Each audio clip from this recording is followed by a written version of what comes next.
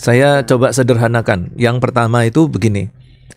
Bagaimana caranya saya itu bisa tahu kalau ini adalah sebuah pencobaan ujian dari Tuhan. Padahal dalam kemahatauan Tuhan itu kan Tuhan bisa melihat kehidupan kita di masa yang akan datang itu seperti apa.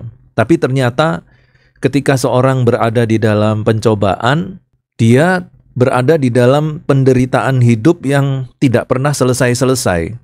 Sedangkan ujian itu kan harusnya ada waktu selesainya. Sesuatu itu harus ada waktu selesainya. Tapi ini dia menderita terus tidak selesai-selesai. Lah terus ini gimana? Apakah ini ujian? Tapi kenapa kok ujian itu kok tidak selesai-selesai? Bukankah Tuhan itu adalah Tuhan yang mengasihi, Dia tahu kehidupan kita di masa yang akan datang. Kenapa kok tetap izinkan ujian yang tidak selesai-selesai itu? Gitukah kira-kira pertanyaannya? Baru yang kedua itu tentang pertanyaan yang kedua kan ada statement yang mengatakan bahwa bukan saya sih memang sedang kita bahwa pencobaan itu atau ujian itu berasal dari Tuhan. Nah,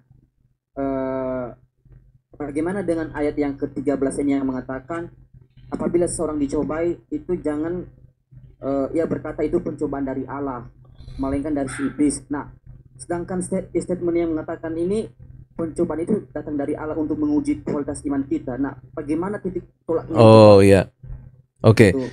Ya, jadi bagaimana cara kita untuk bisa mendeteksi, mengidentifikasi, lalu mengkategorikan, oh ini cobaan, ini ujian, ini cobaan sekaligus dengan ujian, ini cobaan tanpa ujian, artinya betul-betul murni dari iblis. Nah, oke, jadi seperti itu kira-kira pertanyaannya. Ya, terima kasih. Sekarang kita akan coba untuk menjawab singkat, jelas, dan padat. Ya, oke. Nah, sekarang kita masuk kepada pertanyaan yang bersifat praktis. Pertanyaan yang pertama adalah bahwa kita mencoba untuk mencari koresponden antara kemahatauan Tuhan dengan situasi kondisi seseorang yang berada di dalam masalah, tetapi masalahnya itu tidak selesai-selesai. Kalau masalah ini ujian, kenapa tidak selesai-selesai? Apakah ini apakah ini pencobaan? Oke. Kita harus memberikan satu definisi dulu untuk jawaban kita. Kita harus dipagari dengan definisi. Definisi yang pertama adalah bahwa Tuhan itu tidak mencobai dalam pengertian pencobaan yang mendatangkan dosa dan hukuman. Jadi Tuhan itu tidak pernah merancangkan seseorang untuk masuk kepada perbuatan dosa. Nah, jadi dengan pernyataan ini sebenarnya kita sudah menjawab pertanyaan-pertanyaan usang, ya, pertanyaan-pertanyaan yang sudah kadaluarsa, yang mengatakan kenapa Tuhan itu sebagai Allah yang Maha Tahu tetapi membiarkan Adam dan Hawa jatuh dalam dosa. Itu pertanyaan usang, ya, pertanyaan yang sudah kadaluarsa.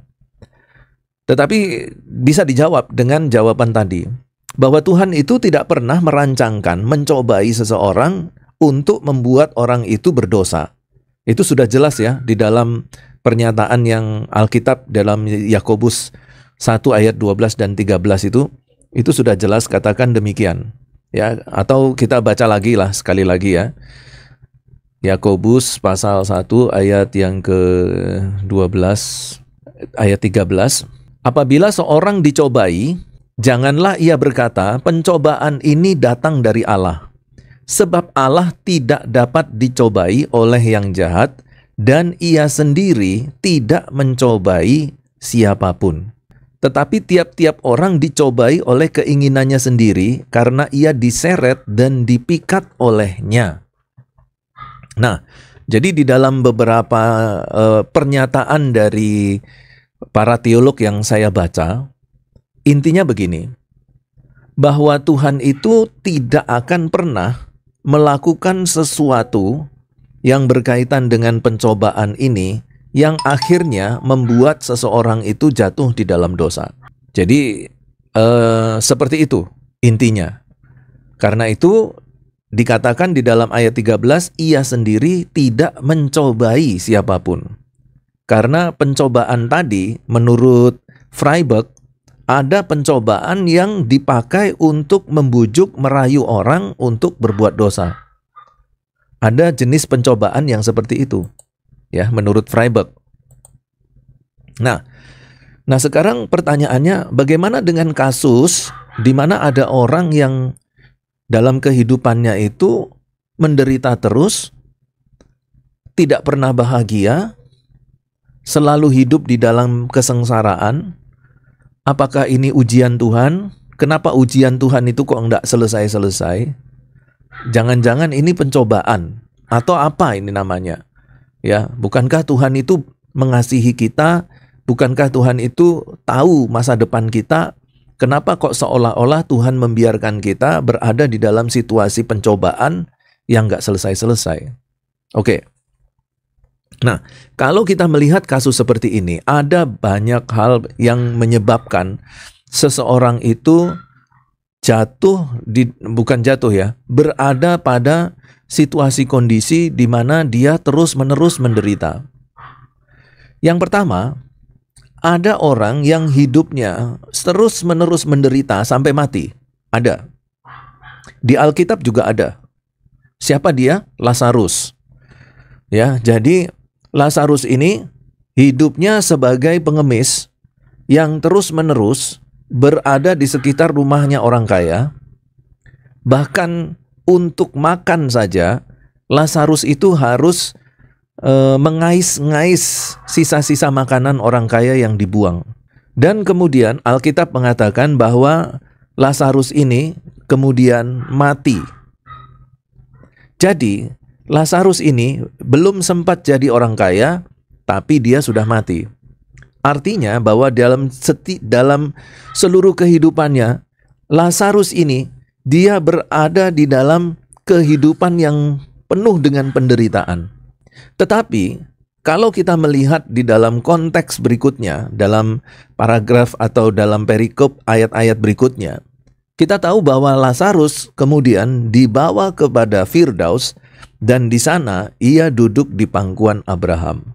Itu artinya bahwa seluruh kehidupan Lazarus, walaupun dia hidup dalam penderitaan, dia tetap berada di dalam hidup dekat dengan Tuhan.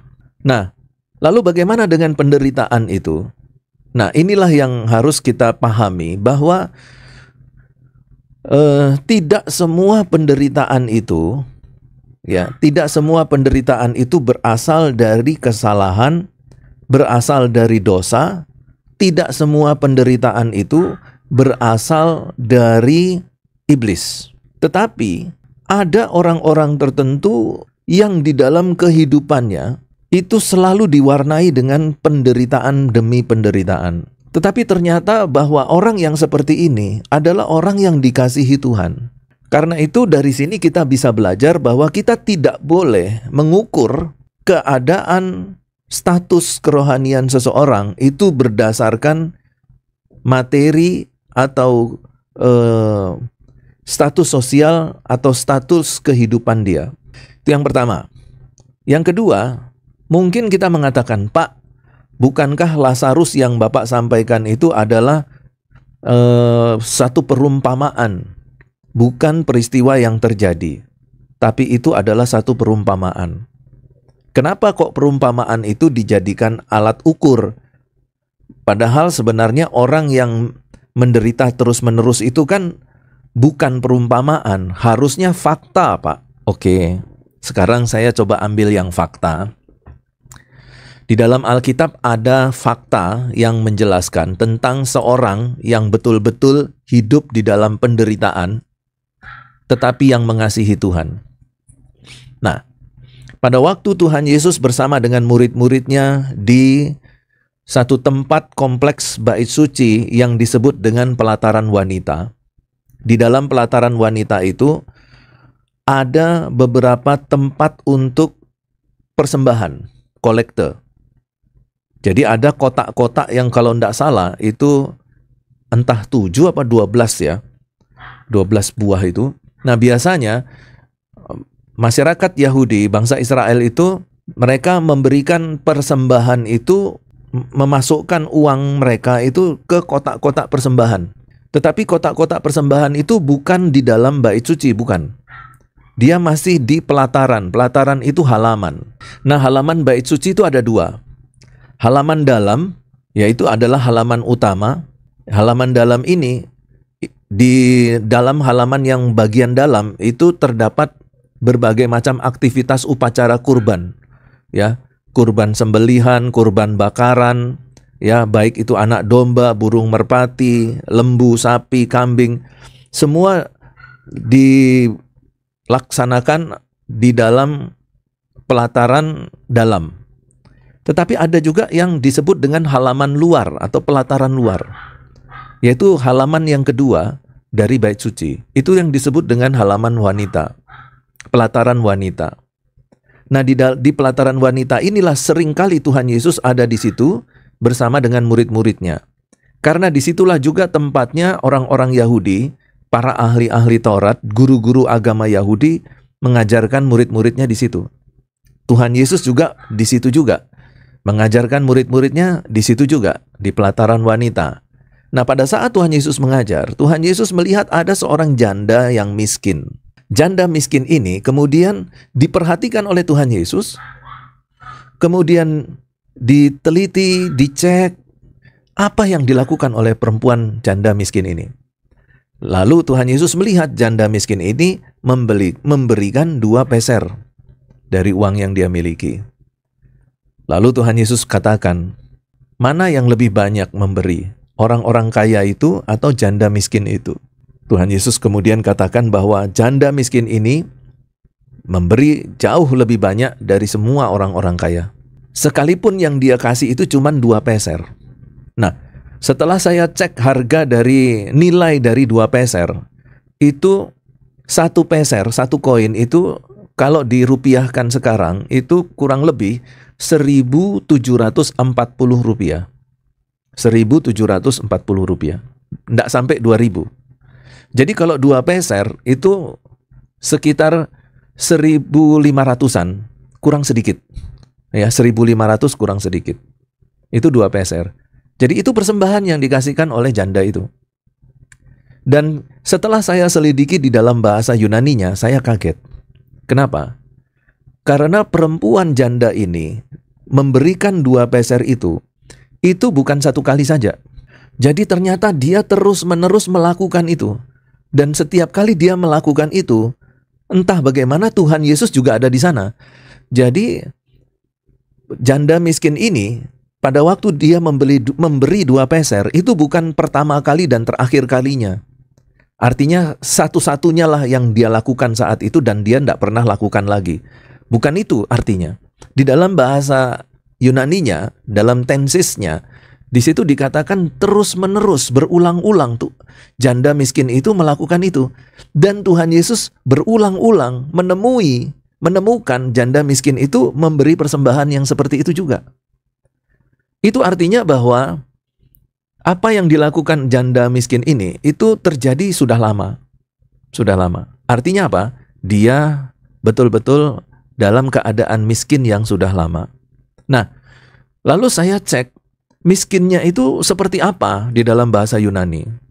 Ya, jadi saya ini memiliki rasa ingin tahu yang besar. Ingin tahu seperti apa sih miskinnya janda ini. Kenapa dia sampai disebutkan miskin begitu ya. Setelah saya memperhatikan keadaan miskin dari janda ini berdasarkan studi eksegese, saya kaget. Karena ternyata kata miskin yang digunakan untuk janda ini itu adalah satu keadaan miskin yang tidak pernah bisa menjadi kaya. Jadi ada orang-orang tertentu di dalam kehidupan ini itu yang berada di dalam kondisi miskin tetapi yang tidak pernah bisa menjadi kaya. Dia mau kerja seperti apapun, dia tetap miskin. Nah, itu dalam bahasa Yunaninya cukup jelas. Jadi disebutkan sebagai kata sifat non-degree.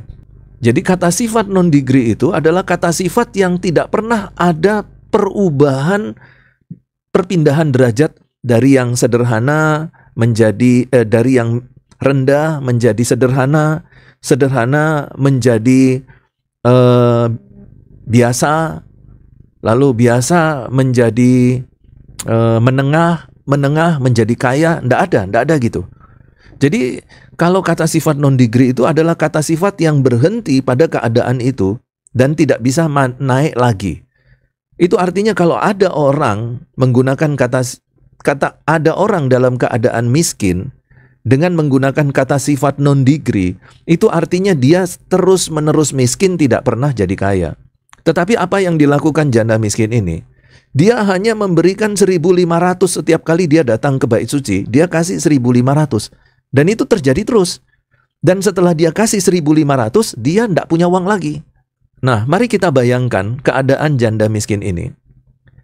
Dia punya uang satu-satunya 1.500. Dia pergi ke gereja, semuanya dia kasih di kolektor. Dia makan apa kira-kira? Nah, kalau keadaan yang seperti ini terjadi sama kalian. Kalian punya uang di dompet 5.000, ya. Lalu kemudian kalian pergi ke gereja. Kira-kira kalian kasih enggak semuanya 5.000 itu? Kalau kalian kasih 5.000 itu, yang pertama, kalian pulang dari gereja jalan kaki. Mau enggak? Paling tidak kalian harus sisihkan uang untuk angkot pulang. Ya Pak ya? Jujur.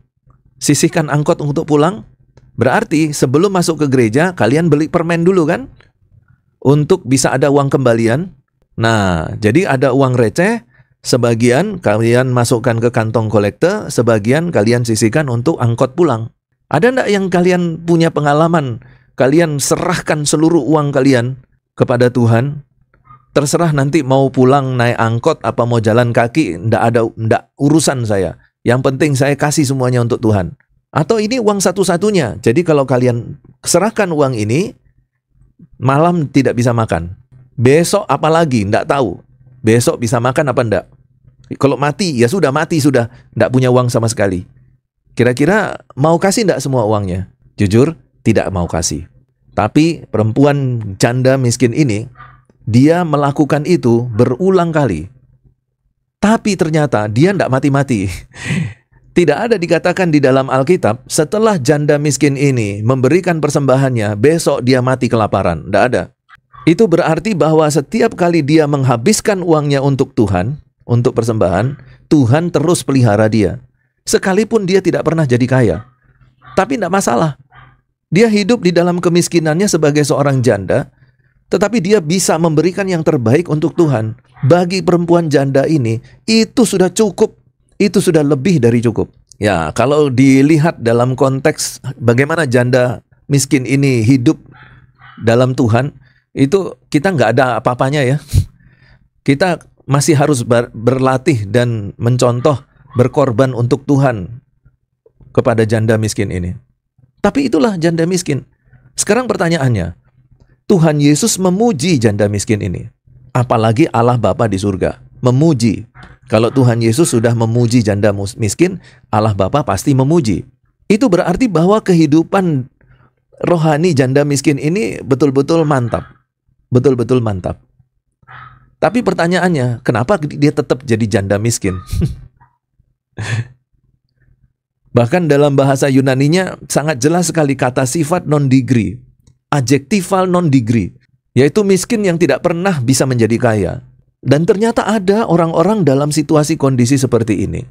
Walaupun dia dari segi jasmani tidak seperti orang-orang lain, ya, tidak pernah mengalami hal-hal yang tidak pernah mengalami perbaikan dari segi jasmani, tetapi dia adalah orang yang dikasihi, dicintai oleh Tuhan.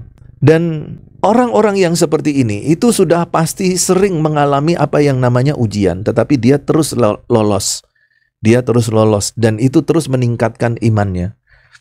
Karena itu bagi janda miskin ini, dia tidak makan, it's okay. Itu tidak masalah. Kenapa? Karena ternyata dia melakukan itu sudah sering.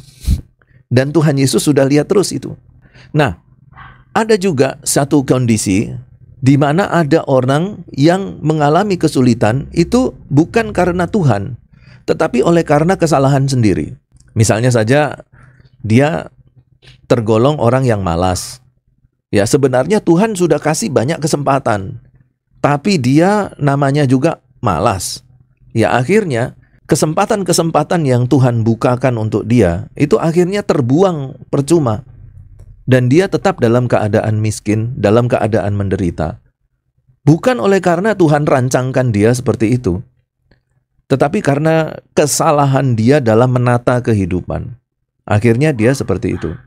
Kemudian yang berikutnya, ada juga yang disebabkan oleh kuasa kegelapan.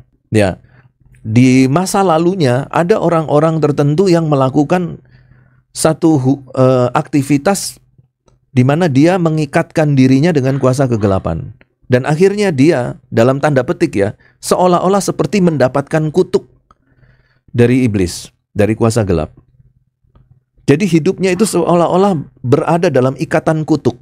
Nah, orang-orang yang seperti ini, itu harus didoakan, dilepaskan, jika dia terlepas dari ikatan kutuknya, dan kemudian dia dapat memperbaiki kehidupannya kembali.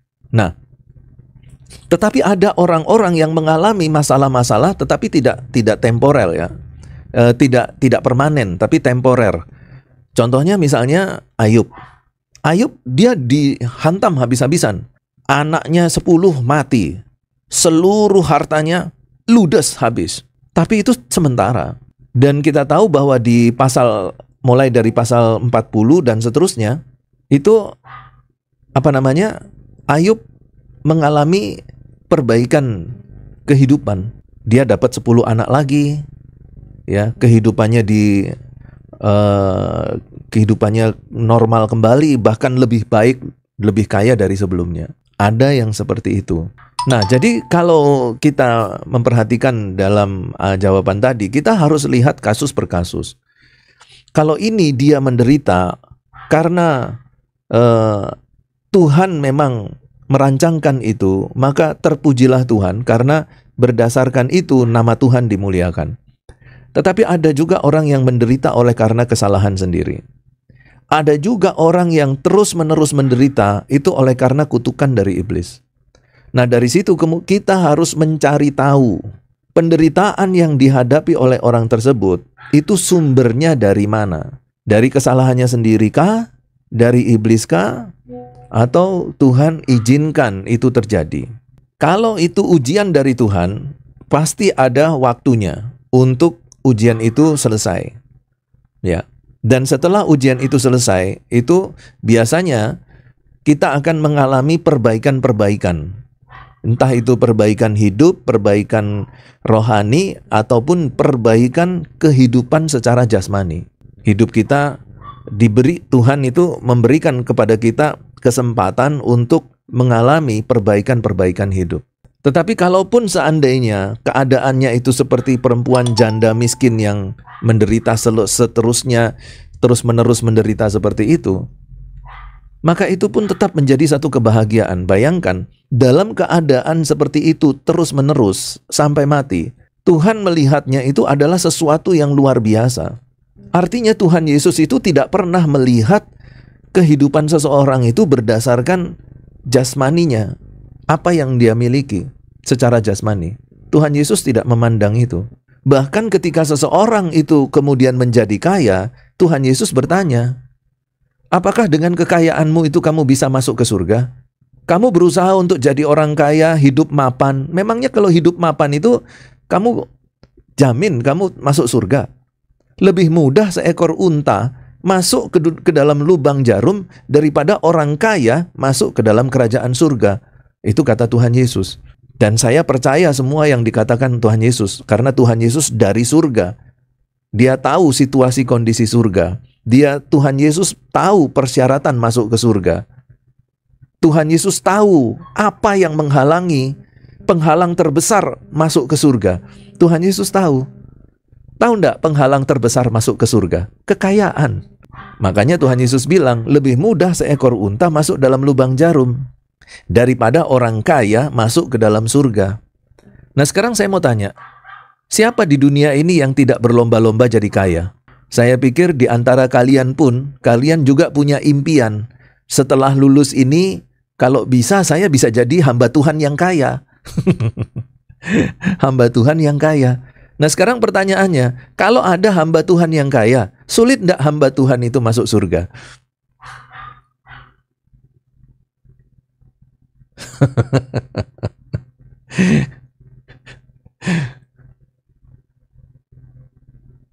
Oke. Nah, jadi kira-kira seperti itu. Nah, yang sekarang ini yang kita perlu miliki adalah bagaimana kita memiliki kemampuan untuk mendeteksi, mengklasifikasi, mengkategori apakah ini cobaan, ujian, apakah cobaan sekaligus dipakai juga oleh Tuhan sebagai ujian. Nah, itu kita harus bisa mengkategorikannya. Nah, salah satu cara kategori yang paling mudah adalah bahwa setiap cobaan selalu mengarah kepada penghancuran, kebinasaan, dan dosa. Tetapi kalau ujian itu berakhir pada pembaharuan, pembangunan kepada sesuatu yang positif. Jadi itu salah satu cara untuk mendeteksi. Ya, itu adalah salah satu indikator, tanda, sinyal.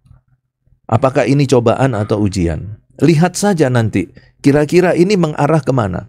Kepada penghancuran, ataukah kepada sesuatu yang dapat membangun iman, kerohanian, hubungan dengan Tuhan? Ya, kalau ini semuanya mengarah kepada satu penghancuran, berusaha untuk membawa kita ke dalam dosa dan kebinasaan, jangan-jangan ini adalah cobaan dari kuasa kegelapan. Kemudian yang kedua, yang bisa kita lakukan adalah kita minta supaya Tuhan itu, Roh Kudus, memberikan kepada kita karunia untuk membedakan roh. Nah, karunia membedakan roh ini adalah karunia di mana kita memiliki kemampuan untuk mengidentifikasi, mendeteksi, mengkategori semua roh yang ada di dunia ini. Segala sesuatunya itu kita mampu beda-bedakan, mampu deteksi dan kategorikan. Nah, ini adalah karunia rohani, yaitu karunia membedakan roh. Karena itu tidak salah bagi kita untuk meminta kepada Tuhan supaya kita sebagai hamba Tuhan itu juga diperlengkapi satu karunia ini, yaitu karunia untuk membedakan roh. Jadi ketika kita melayani seseorang, itu kita bisa tahu roh orang ini seperti apa, kehidupan orang ini seperti apa. Kita bisa nilai, kita bisa kategorikan, dari situ kita bisa layani dia. Gitu. Ya, saya pikir itu saja dulu. Nanti pertanyaan yang kedua, itu sudah termasuk menjawab pertanyaan yang kedua ya. Jadi nanti kalau misalnya masih belum puas, nanti bisa ditanyakan lagi dalam pertemuan kita yang akan datang. Dan sekarang kita akan akhiri pertemuan kita. Silahkan Siana untuk tutup dalam doa.